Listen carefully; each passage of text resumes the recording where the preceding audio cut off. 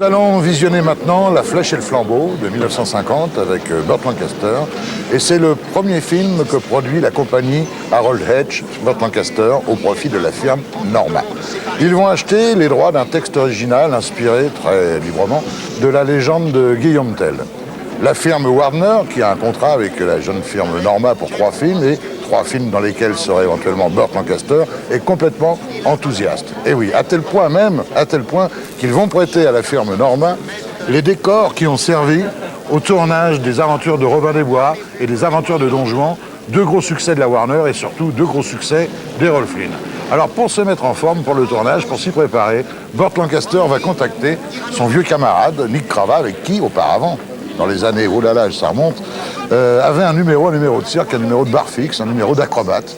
Et pour ça, donc, ils vont retourner sur la piste pendant 4 semaines. Mais attention, pas aux mêmes conditions qu'à leur début. Et non, parce qu'en 1935, ils touchaient 5 $. Là, les temps ont changé, ça va être 11 000 $. C'est pas pareil. Et les retrouvailles vont tellement bien se passer que Burt Lancaster va demander à Nick Cravath de devenir son partenaire à l'écran pour La Flèche et le Flambeau. Alors, pour la mise en scène, il va engager Jack Turner. Jack Turner, c'est un cinéaste d'origine française, puisque son père était un grand metteur en scène, Maurice Turner. Et Jack Turner a débuté au cinéma avec un film en tant que metteur en scène. Longtemps, il a débuté avec Jean Gabin dans le film qui s'appelait « Tout ça ne vaut pas l'amour ». Ensuite, il est parti à Hollywood, il a fait un film devenu très célèbre, un film pourtant fauché au départ, qui s'appelait La Féline.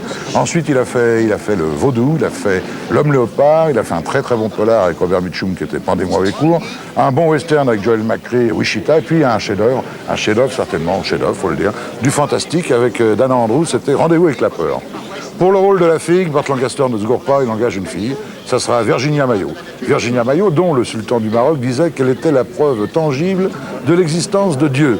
La publicité disait d'elle qu'elle avait la plus belle paire de jambes du monde. On disait aussi que c'était la fille qu'on rêvait d'emmener sur une île déserte. On l'appelait également Mademoiselle 3 dimensions. Enfin, tout ceci explique peut-être le succès, en ces temps reculés des années 50, de grands succès au box-office de La Flèche et le Flambeau qu'on va regarder tout de suite.